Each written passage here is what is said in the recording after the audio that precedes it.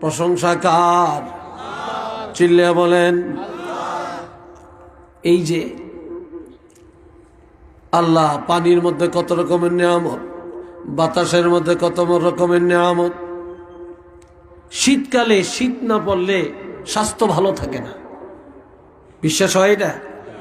হ্যাঁ, শীতকালে গরম লাগলে স্বাস্থ্য খারাপ হয়ে যায়, গরমকালে শীত পড়লে স্বাস্থ্য খারাপ হয়ে যায়। আবার শীতকালে এক রকমের ফসল, শীতকালে এক রকমের তরকারি, গরমকালে হয় আর এক রকমের তরকারি, ঠিক কিনা বলেন? জমিনে আল্লাহ মৌসুমি ফসল, মৌসুমি ফল, যেই মৌসুমে বান্দারে দেখার জন্য যেটা দরকার সেই ফল, সেই ফসল, সে তরকারি জমিনে উৎপাদন করেন। আবার দেখেন বাতাসের মধ্যে 7টা গুণ আছে, আগুনের মধ্যে 7টা গুণ আছে, মাটির মধ্যে 7টা গুণ আছে, পানির মধ্যে 7টা গুণ আছে, প্রত্যেক খাবারের মধ্যে 7টা গুণ আছে। এগুলো সব মানুষের দেহের জন্য আল্লাহর পক্ষ থেকে নেয়ামত। যে আল্লাহ এত নেয়ামত দিয়া বান্দার লালন পালনের ব্যবস্থা করলেন, সেই আল্লাহর জন্য হবে প্রশংসা। একটু চিল্লিয়া বলেন না সুবহানাল্লাহ। যিনি আমাদের অভিভাবক, যিনি আমাদের রব, সে আল্লাহর পরিচয়টা কি, তিনি কে, তার তো আরো পরিচয় থাকা দরকার। এখন আল্লাহ পরিচয় দেন মালিকি ইয়াউমিদ্দিন, তিনি বিচার দিনের মালিক। আল্লাহু আকবার বলতেন না? তিনি কোন দিনের মালিক? কিয়ামত আসবে কিনা সেই দিনের মালিক কে? আর একটু জোরে কোন লিল্লাহিল ওয়াহিদিল কাহ্হার, সেই দিনের একমাত্র ক্ষমতার মালিক আল্লাহ। জোরে বলেন কে?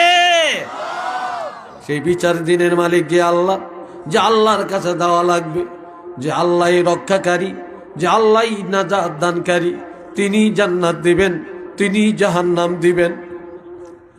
আর তিনি হলেন সেদিনের মালিক, তিনি যিনি কিয়ামত দিবসের মালিক, ময়দানে হাসরের মালিক, তিনি হলেন আমাদের রব।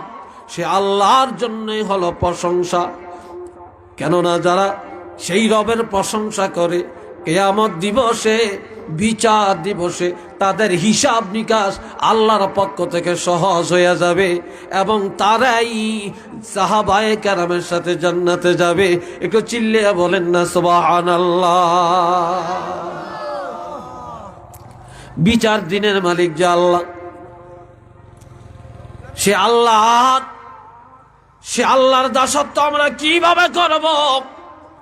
এই জন্য তোমরা নামাজের মধ্যে দাঁড়ো, 24টা ঘন্টা আল্লাহর ইবাদতের মধ্যে বলো ইয়াকা না'বুদু, বলেন না আমার সাথে, ইয়াকা না'বুদু ওয়া ইয়াকা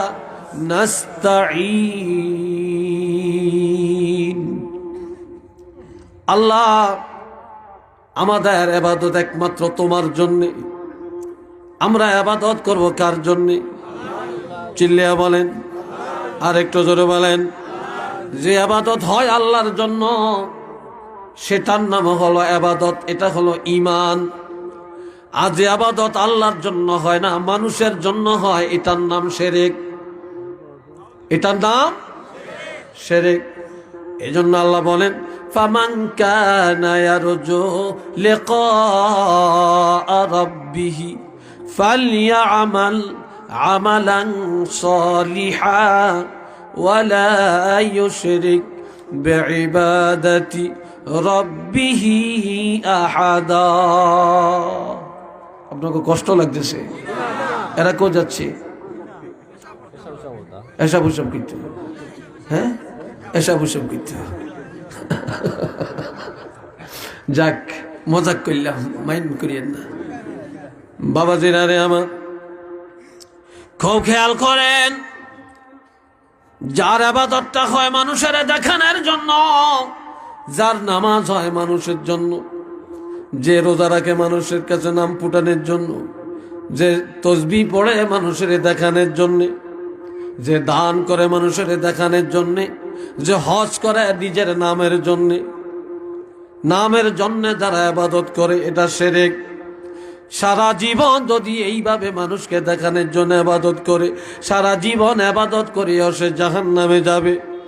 আর ইমানদারেরা যারা আল্লাহর জন্য ইবাদত করে, কাউকে দেখায় না, সেই ইবাদতটা যদি অল্প হয়, এই অল্প ইবাদত করার কারণে, ইবাদতটা আল্লাহর জন্য হওয়ার কারণে সে জান্নাতে যাবে সাহাবায়ে কেরামের বন্ধু হইয়া।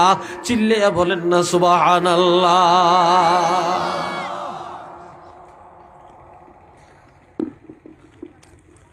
আমার প্রাণের ভাইয়েরা, ইয়্যাকা না'বুদু, আল্লাহ আমরা একমাত্র তোমার ইবাদত করি, ওয়া ইয়্যাকা নাস্তাঈন, আল্লাহ একমাত্র তোমার এই সাহায্য কামনা করি। সাহায্যের মালিক কে? আরেকটু জোরে কোন। সাহায্যের মালিক আল্লাহ। আমার ভাইয়েরা রে, আল্লাহ কিভাবে বান্দাকে সাহায্য করেন? হযরত মুসা কালিমুল্লাহ পাহাড়ে রওনা করলেন। হঠাৎ করে একজনই লোকের সাথে দেখা, রাখালগঞ্জে, ধনী মানুষ, লন্ডনী আমেরিকান পার্টি। জিজ্ঞাসা করে, মুসা কই যাও? কয় পাহাড়ে। মুসা, আল্লাহকে একটু জিজ্ঞাসা করবা, আল্লাহ আমারে এত টাকা পয়সা, এত জায়গা জমিন, এত বেশি বেশি দিছে, এগুলা রক্ষা করতে পারি না, কি করলে আমার সম্পদ কমে যাবে, আমিও রক্ষা করতে পারবো? কয় জিজ্ঞাসা। কিছু দূর যাওয়ার পরে দেখে একটা মহিলা ওই জাফা ব্রিজের গোড়ায় দাঁড়িয়ে রয়েছে। কয় মুসা কই যাও? কয় পাহাড়ে। কয় মুসা রে, আমার একটা কথা আল্লাহকে একটু জিজ্ঞাসা করবা। বলে কি? ও যে একটা ভাঙ্গা ঘর দেখো, এই ঘরটা আমার, আমি একটা ভালো ঘর করতে পারি না, ভালো কাপড় কিনতে পারি না, অভাব দূর হয় না, কি করলে আমার অভাবটা দূর হবে? আল্লাহকে জিজ্ঞাসা করবানি। কয় ঠিক আছে। কিছু দূর যাওয়ার পরে যাইতে যাইতে সদরি বাজার গেছে। যায় দেখে সদরি বাজারে 3 রাস্তার একটা মোড় আছে, আসেনি? সেখানে একটা লোক শুয়ে রয়েছে মাটির মধ্যে, 2 হাত নাই, 2 পাও নাই। দেখে বলে, মুসা কোথায় যাও? বলে পাহাড়ে। কেন যাও? আল্লাহর সাথে কথা হবে। আমার একটা কথা জিজ্ঞাসা করবা। বলে কি? আমি তো দুনিয়ার কোনো কাম কাজ করতে পারি না, কোনো কাজে লাগলাম না। মুসা, আল্লাহকে একটু জিজ্ঞাসা করবা, কি কারণে আল্লাহ আমাকে বানাইছে? আমার হাতও নাই, পাও নাই, দুনিয়ার কামাই রোজগার আমার দ্বারা হয় না, আল্লাহর উদ্দেশ্যটা কি? কয় ঠিক আছে, জিজ্ঞাসা করব। আল্লাহর দরবারে যায় বলে, আল্লাহ 3 লোকের খবর নিয়ে আসছি। কয় লোকে? জয়নাডিনে কয় না, কয় লোক? 3 লোক। তার মধ্যে একজন ধনী, সামলাইতে পারে না তার সম্পদ, কি করলে তার সম্পদ কমে যাবে? আমার আল্লাহ কয়, মুসারে লোকটারে বলবা, সে যেন আমার নেয়ামত অস্বীকার করে, আমার শুকুর আদায় না করে, তাহলে সম্পদ কমে যাবে। ঠিক আছে আল্লাহ, বলে দিব। আল্লাহ আর একটা মহিলা, তার অভাব দূর হয় না, ভালো একটা ঘর করে বাস করতে পারে না, কি করলে তার অভাব দূর হবে? আমার আল্লাহ কয়, মুসা, মহিলা যেভাবে আছে এইভাবেই যেন বেশি বেশি করে আমার শুকুর আদায় করে, আর বেশি বেশি করে যেন আমার ইবাদত করে, তাহলেই তার অভাব দূর হয়ে যাবে। ঠিক আছে, বলে দিব। আল্লাহ আর একটা লোকের খবর, তুমি তারে চিনো, 2 হাত নাই, 2 পাও নাই, দুনিয়ার কোনো কামাই করে খেতে পারে না, কেউ দিলে খায়, না দিলে উপাস কাটায়। ও আল্লাহ, এ লোকটা জানতে চায় কি কারণে তুমি তারে সৃষ্টি করেছো। আমার আল্লাহ কয় মুসারে লোকটাকে বলবা আমি তাকে দিয়া জাহান্নাম পুরা করব, তারে বেহুদা বানাই না, আমার উদ্দেশ্য তারে দিয়া জাহান্নামের লাকড়ি বানাবো। আল্লাহ খবর কয়ে দিয়া চলে আসছে। প্রথমে দেখা সেই আতুর মানুষটার সাথে, আতুর বুঝেন তো, আতুর মানুষটার সাথে মুসা আমার খবর আনছিনি, কে আনছি, কি খবর? আল্লাহ তোমারে বেহুদা বানায় না, আল্লাহর উদ্দেশ্য হলো আল্লাহ তোমাকে দিয়ে জাহান্নামের লাকড়ি বানাবে। লোকটা চোখটারে বড় করে বলে মুসা যাইও না, একটু দাঁড়াও। আবারও আল্লাহ কি কইছে? আল্লাহ বলছে তোমাকে দিয়া জাহান্নামের লাকড়ি বানাবে। লোকটা হাসতে হাসতে বলে মুসা সত্য করে বলো আল্লাহ কথাটা বলছেনি? কয় হ্যাঁ। আল্লাহ যদি বলে থাকে খুশি হইয়া হাসতে হাসতে বলে আলহামদুলিল্লাহ, আলহামদুলিল্লাহ, আলহামদুলিল্লাহ। আল্লাহ যেখানে রাখিয়া খুশি। এতদিন জানলাম আল্লাহ আমাকে বেহুদা বানাইছে রে, আজকে জানলাম আল্লাহ বেহুদা বানায় না। আল্লাহ তো একটা কাজের জন্য বানাইছে, তাহলে আল্লাহ যেখানে রাখিয়া খুশি হবে আমিও সেখানে থাকিয়া রাজি হইয়া খুশি হইয়া গেলাম। আল্লাহর কাজে আমি বেজার হই না, আল্লাহর সিদ্ধান্তে খুশি হইয়া গেলাম। মুসাই কয় বাপরে বাপ, এতে জাহান্নামের লাকড়ি হইব? খুশি হইয়া আলহামদুলিল্লাহ বলতেছে। মুসাই চলে গেছে। লোকটা খালি আল্লাহর শুকর আদায় করে। এবার মহিলা কয় মুসা আমার খবর কি? খবর ভালো।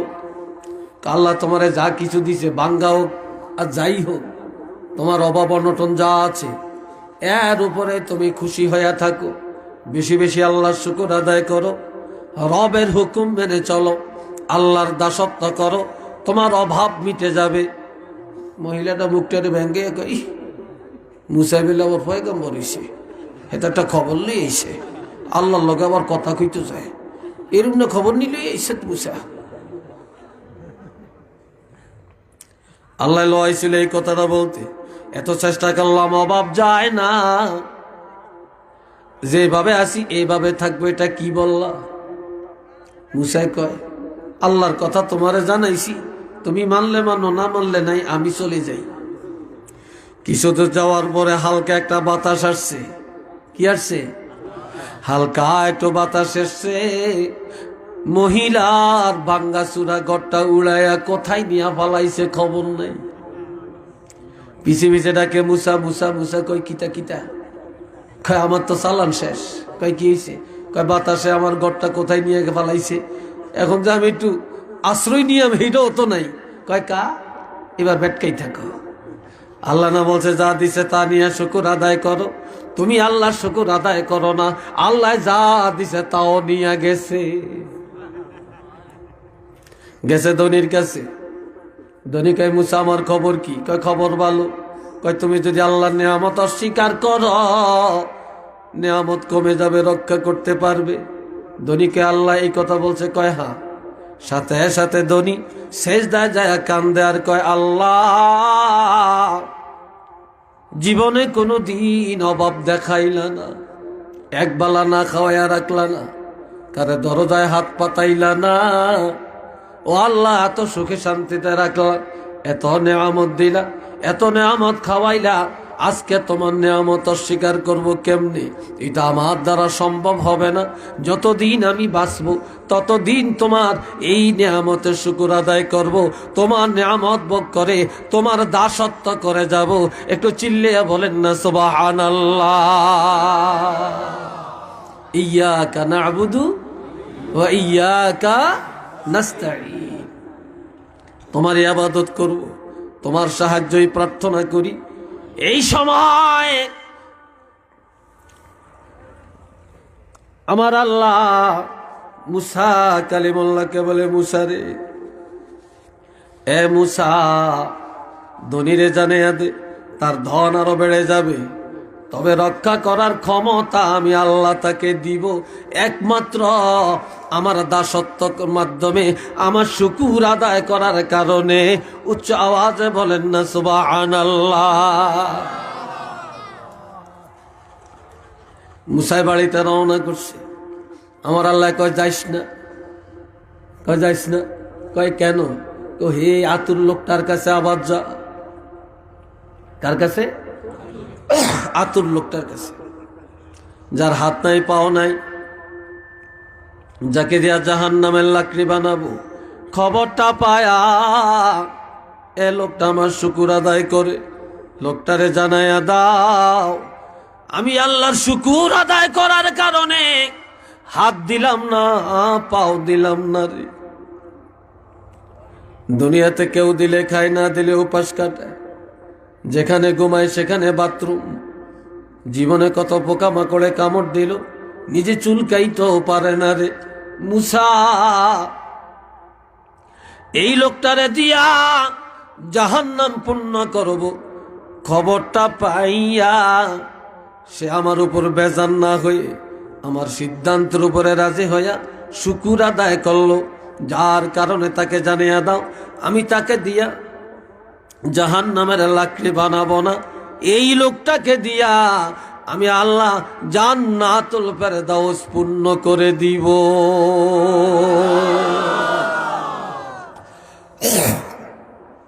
সবাই বলেন আলহামদুলিল্লাহ।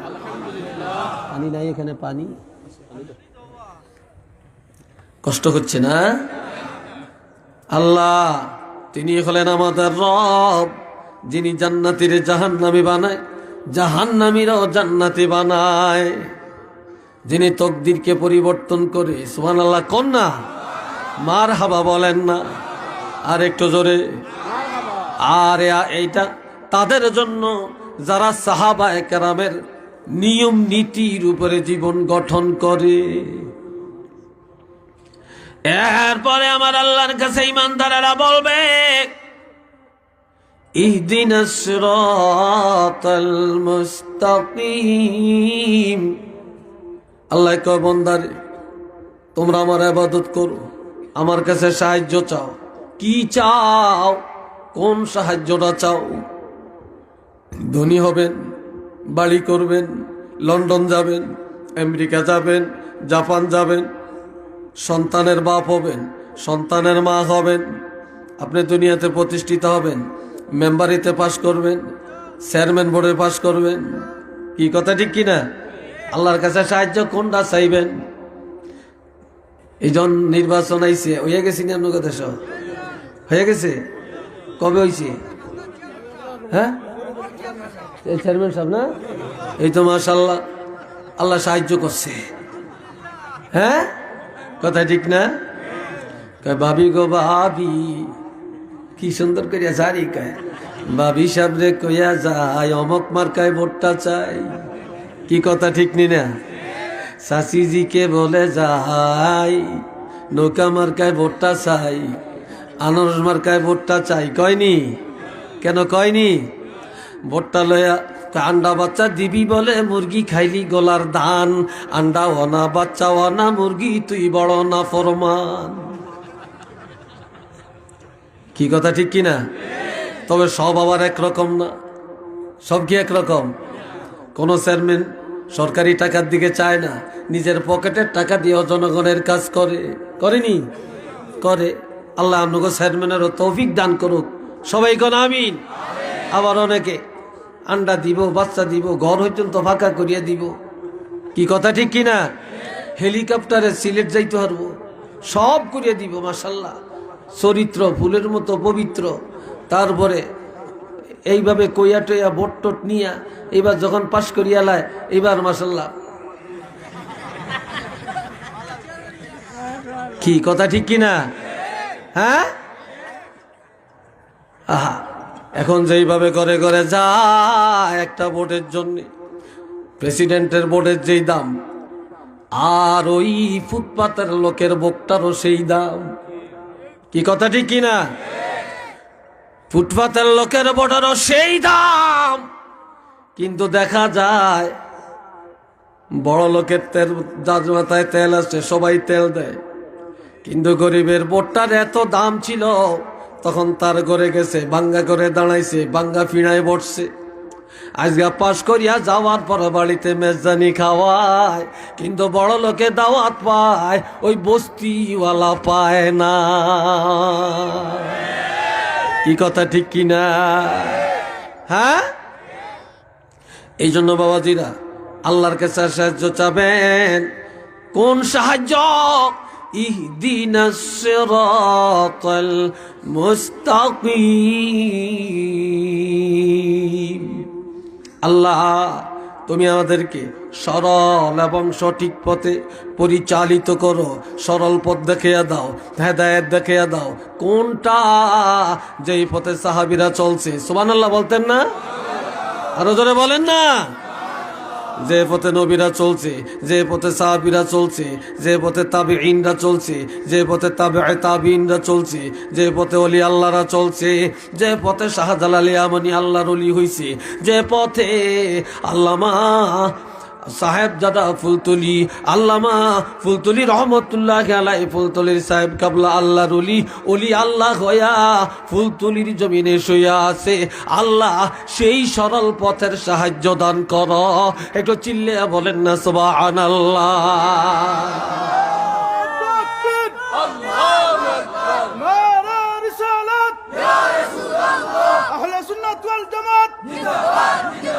जिंदाबाद जिंदाबाद हजरत मौलाना निसार अहमद चाँदपुरी साहब।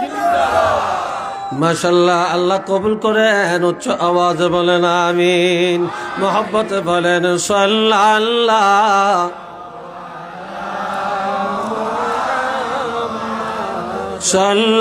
সাল্লাল্লাহু আলাইহি সাল্লাল্লাহ।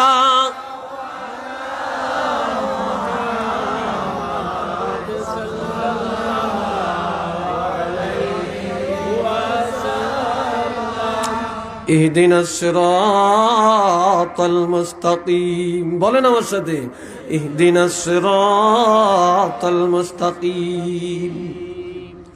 এটা এই ইহদিনাস সিরাতাল মুস্তাকিম, আল্লাহ আমাদেরকে সিরাতাল মুস্তাকিমের পথ দেখাইয়া দেন। এটা কার পথ? এটা সাহাবায়ে কেরামের পথ। এটা কার পথ? সাহাবায়ে কেরামের পথ।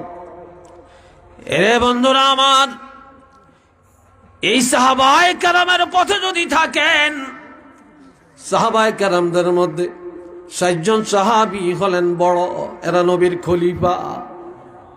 এদের নাম কি? এদের নাম কি? এক নম্বরে কোন? জোরে কোন? আপনারা আমার ছাত্র না? আমি শিক্ষক না? তো মনে করলেন আমি এখন প্রশ্ন করলাম আপনাদেরকে ক্লাসের মধ্যে। এক নম্বর সাহাবীর নাম কি? ২ নম্বর চিল্লিয়া বলেন। ৩ নম্বর, ৪ নম্বর হযরত আলী রাদিয়াল্লাহু।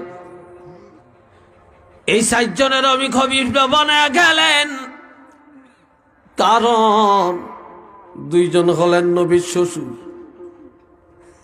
২ জন হলেন দামান। আপনারা কোন? দামান। কথা ঠিক কিনা? অর্থাৎ জামাই, ঠিক না? মেয়ের জামাই। কিন্তু অপরিচিত লোকের নবী বন্ধু বানায় না,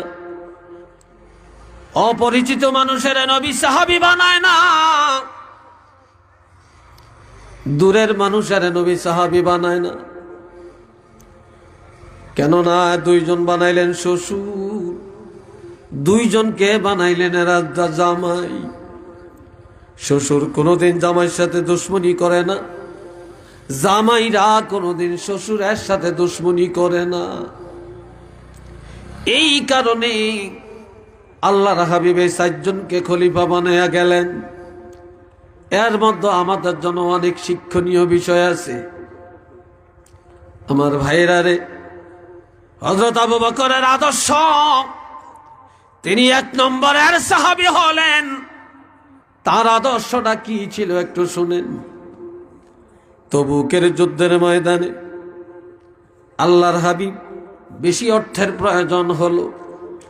নবী বললেন, সাহাবীরা কার কি আছে দান করো। এই যুদ্ধে বেশি দান করা দরকার।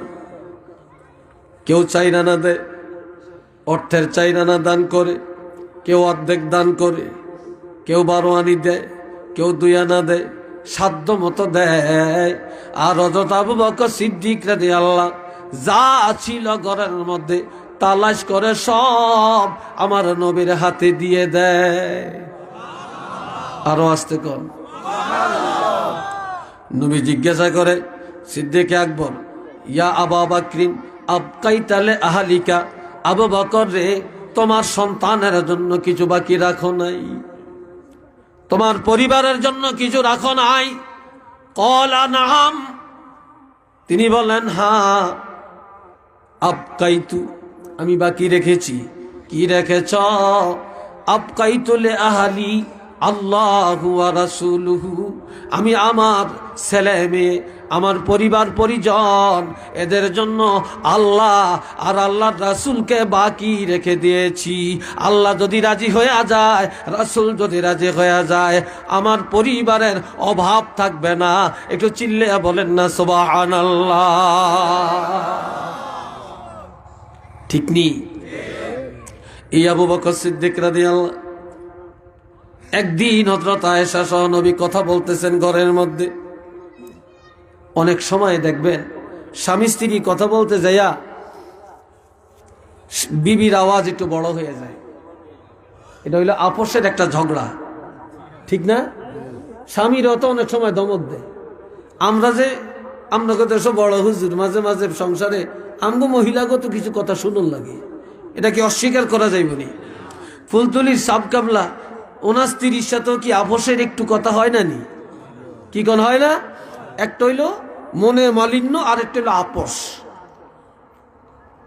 এই আপোষে আল্লাহর হাবিব কথা বলেন, হযরত আয়েশাও কথা বলে।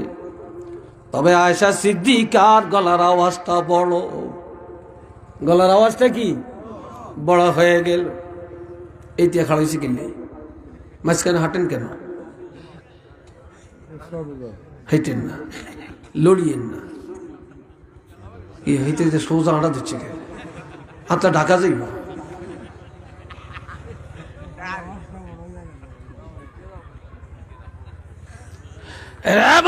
আমার এ সময় হযরত আবু বকর সিদ্দিক রাদিয়াল্লাহু ঘরে ঢুকলেন। ঘরে ঢুকে বলে, আয়েশা, আমি তোমার আব্বা, আমি আবু বকর, আমি আবু বকর। তুমি কি জানো না? ইয়া আইয়ুহাল্লাযীনা আমানু লা তারফাউ আসওয়াতাকুম ফাওকা সাওতিন নবী, নবীর আওয়াজে সে আওয়াজ বড় করা যাবে না। আরে কেতে আছে, ইয়া আইয়ুহাল্লাযীনা আমানু লা তুকদ্দিমু বাইনা ইয়াদাইল্লাহি ওয়া রাসূলি, আল্লাহ এবং রাসূলের আগে যায়ও না। যে মজলিসে রাসূল আছে, নবীর আগে রায় দিও না, নবীর আগে খায়ও না, নবীর আগে চলেও না। আর এই আয়াতে আল্লাহ বলেন, নবীর আওয়াজের সে আওয়াজ বড় করিও না। যে নবীর আওয়াজের চাইতে আওয়াজ বড় করে, আন তাহবাতা আমালুকুম, সব আমল বরবাদ। সব আমল কি? আরো জোরে কন, সব আমল বরবাদ। এই কথা বলে সিদ্দিক আকবর নিজের কন্যা হযরত আয়েশাকে একটা থাপ্পড় মারার জন্য দৌড়াইয়া গেলেন। আমার নবীজি ডাইন হাত মোবারক এইভাবে সামনে আগাইয়া দিলেন, আবু বকর রে, এটা তো তোমার ঘর না, এটা তো তোমার বাড়ি না। তুমি কি জানো না এটা যে নবীর ঘর? তুমি কি জানো না এটা জামাইর বাড়ি? তো আয়েশা তোমার মেয়ে হতে পারে, আমার তো বিবি। আমার সামনে আয়েশার বিচার করার অধিকার তোমার নাই। বিবি যদি অপরাধ করে থাকে, বিচারের জন্য আমি যথেষ্ট।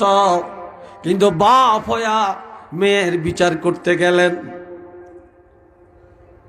আর এই যুগে যদি স্বামী মেয়ের ধমক দেয়, আর বাপ 14 গোষ্ঠী নিয়ে আসা আমার মেয়ের দমকাইলা কেন, তোমার 12টা বাজে দিয়াম, জামাইর নামে মামলা। কথা ঠিক কিনা বলেন? আরো ধরে বলেন ঠিক কিনা? এই জন্য সিন্নি যেমন বতর বতর তেমন, আমাদের চরিত্র যেমন সমাজও তেমন। শান্তি নাই ঘরে, এখনো শান্তি নাই, নবীর আদর্শ নাই, সাহাবীদের আদর্শ নাই, শান্তিও দুনিয়াতে নাই। একটু চিল্লিয়া বলেন না নাউযুবিল্লাহ। হযরত আবু বকর আয়েশার বিচারটা করতে পারলেন না, যার জন্য চলে গেলেন মনের ব্যথায়। 3 দিন নবীর ঘরে আসে না। কয়দিন? জোরে বলেন কয়দিন? 3 দিন নবীর ঘরে আসে না।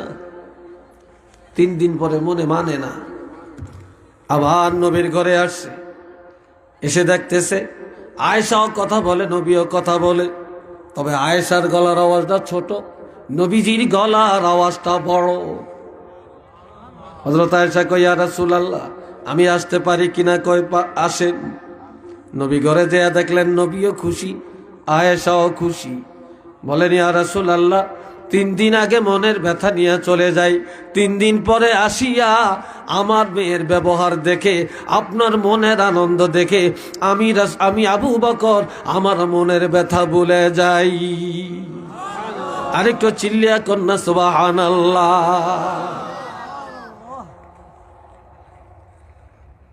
তখন আল্লাহর হাবিব বলেন, আবু বকর রে, তোমার এই আদর্শের কারণেই আমি রাসূলের কাছে তোমার শান, তোমার মান, তোমার মর্যাদা প্রথম কাতারে স্থান পেয়ে যায়। উচ্চ আওয়াজে বলেন আলহামদুলিল্লাহ। আবু জেহেল মিটিং ডাকছে, মক্কার কাফিরেরা। নবী যখন বললেন ইন্নী রাসূলুল্লাহ, আমি আল্লাহর রাসূল, আমি আল্লাহর রাসূল, তো কাফেররা অনেকে চেয়ারম্যান সাহেবের কাছে পরামর্শ চায়, চেয়ারম্যান সাহেব অমুক জায়গায় কামটা হইছে, একটু পরামর্শ দেন, আমরা কোন পথে যাইতাম, কি করতাম। কয় না এরকম? কাফেররা আবু জেহেলকে বলে, আবু জেহেল রে, মুহাম্মদ নামে আব্দুল্লাহ ছেলে মুহাম্মদ, সে বলেছে নাকি রাসূল, তোমার মতামত কি? কয় সাবধান, মুহাম্মদের রাসূল বলা যাবে না, বিশ্বনবী মহানবী বলা যাবে না। কি বলবো? কয় মুহাম্মদের পরিচয় মুহাম্মদ ইবনে আব্দুল্লাহ, মুহাম্মদ আব্দুল্লাহ ছেলে, এর বাহিরে কোনো পরিচয় নাই, এর বাহিরে কোনো পরিচয় নেই। আবু লাহাবকে বলে, আবু লাহাব তুমি বলো কি মনে করো? আবু লাহাব বলে, আমার ভাতিজা নবীর চাচা 4 জন, 2 জনে ঈমান আনছে, 2 জনে আনে না। কথা বুঝছেন? 2 জনে আনে না। এই যে আনে না তার মধ্যে একজন হইল আবু লাহাব। বলে, সে আমার ভাতিজা, আমাদের বংশের কেউ ভালো জানে না, একজনে মায়া করে, সে হলো তার দাদা আব্দে মুত্তালিব। তাই পরিচয় দেওয়া যায় মুহাম্মদ আব্দে মুত্তালিবের নাতি। এই কথাটা শোনার পরে সিদ্দিক আকবর আড়ালে দাঁড়াইয়া রইছে। আবু জেহেল বলে আব্দুল্লাহ ছেলে, আবু লাহাব বলে আব্দে মুত্তালিবের নাতি, তারপর মুহাম্মদ আল্লাহর রাসূল, এই কথা মানিয়ে নিতে চায় না। সিদ্দিক আকবর দৌড়ে আইসা স্টেজের মধ্যে হাজার হাজার কাফেরের সামনে শাহাদাত অঙ্গুলি উঠাইয়া বলে, আবু জেহেল, আবু লাহাব, ও মক্কার কাফিরেরা রে, সাবধান করে দিলাম রে, মুহাম্মদ আব্দুল্লাহ ছেলে নয়, মুহাম্মদ আব্দে মুত্তালিবের নাতি নয়, তিনি হলেন ওমা মুহাম্মাদুন ইল্লা রাসূল, মুহাম্মদ আর কেহই না, তিনি হলেন একমাত্র আল্লাহর রাসূল। যার কারণে আল্লাহ এত শান বাড়ালেন, সিদ্দিক আকবরকে 1 নম্বরের সাহাবী উপাধি দিয়া যে প্রথম আসনে বসার সুযোগটা করে দিলেন। কন্যা সুবহানাল্লাহ। নবী অসুস্থ, কষ্ট হচ্ছে আপনাদের, বিরক্ত লাগছে আপনাদের? নবী অসুস্থ, মসজিদে যাইতে পারে না, ইমামতিটা কে করবে? আল্লাহু আকবার। যে ইমামতিটার জন্য আল্লাহ এখন হযরত আবু বকরকে হুকুম করলেন, হযরত আবু বকর ইমামতি করতে গেলেন। হযরত আয়েশাকে বলে, আয়েশা তুমি একটু আমারে পিঠে ধরে বসাও, আমি একটু দেখি মসজিদে নববীতে কি হচ্ছে। যখন ধরে বসায় আর সময় নবী নজর করে দেখে সিদ্দিক আকবরের পিছনে দলে দলে সাহাবীরা নামাজ কায়েম করে, জামাত কায়েম করতেছে। নবীজি নজরটা দিয়া চোখের পানি ছেড়ে কেঁদে কেঁদে আবার বলেন, আয়েশা আমাকে শোয়া দাও। শুয়া শুয়া নবী কান্দে। হযরত আয়েশা কই, কাঁদেন কেন? নামাজ তো হচ্ছে, জামাত তো হইতেছে। কই, এই জন্য আমি কাঁদি, এই নামাজ কায়েমের জন্য, এই জামাত কায়েমের জন্য। আমি সারা জীবন কষ্ট করেছি, আজকে আমি আশ্বস্ত হলাম আমি রাসূল একদিন থাকবো না, কিন্তু এই পৃথিবীতে মসজিদে জামাত বন্ধ হবে না। এই জামাতের জন্য এত কষ্ট করলাম, আজকে সেই জামাত আমার মসজিদে হচ্ছে, আমি থাকবো না। আমার সাহাবীদেরকে মানুষ অনুকরণ করবে, আমার সাহাবীরা থাকবে না। মানুষ তাবিঈদেরকে অনুকরণ করবে, তাবিরা থাকবে না। তাবিঈনদেরকে অনুসরণ করবে, তারা থাকবে না। মানুষ মুস্তাহিদিনদেরকে অনুসরণ করবে। ইমাম, মাযহাবের ইমাম আজ একদলে কয় মাযহাব মানি না, কথায় কথায় কয় সহিহ হাদিস। কথা ঠিক কিনা? আপনার দেশে আসেনি, চিল্লিয়া কোন আসেনি, সব জায়গায় তারা বেঙ্গা লাগাইতে আছে, ঠিক কিনা আমার ভাইয়েরা? এরপরে মুস্তাহিদিনদের পরে আউলিয়া কেরামদেরকে অনুসরণ করবে। এই জন্য আমার আল্লাহ বলেন, আতিউল্লাহ, তোমরা আল্লাহকে মানো, ওয়া আতিউর রাসূল, রাসূলের মানো, ওয়া উলিল আমরে মিনকুম, তোমাদের মধ্যে যারা বড় অর্থাৎ যারা উলিল আমর, যারা ওলামায়ে কেরাম এদেরকে মানো, যারা পীর বুজুর্গ এদেরকে মানো, যারা ওলি আল্লাহ তাদেরকে তোমরা মানো, যারা মাযহাবের ইমাম তাদেরকে মানো, যারা সাহাবায়ে কেরাম তাদেরকেও তোমরা মানো, তাহলেই তোমাদের জন্য নাজাতের দরজা খোলা। একটু চিল্লিয়া বলেন না সুবহানাল্লাহ। আমরা সেই ওলি আল্লাহদেরকে, সাহাবায়ে কেরামদেরকে আমরা কি মানতে রাজি না? আরো জোরে বলেন, রাজি না? সাহাবায়ে কেরামকে যারা মানলো তারা সঠিক হেদায়েত মানিয়ে নিল, বাস্তব হেদায়েতের মধ্যে তারা জীবন যাপন করলো। আর যারা সাহাবীদের নিয়ম নীতির উপরে চললো তারাই আহলুস সুন্নাতুল জামাতের আকীদাভুক্ত হয়ে গেল। এটা মারহাবা কোন। আল্লাহ আমাদেরকে এই কথাগুলোর উপরে আমল করার তৌফিক দান করেন। সবাই বলেন আমিন। আর একবার বলেন আমিন। আমার আলোচনা কাটায় কাটায় 2 ঘন্টা চলছে, আর বেশি কথা বলার সুযোগ নেই, পারিও না।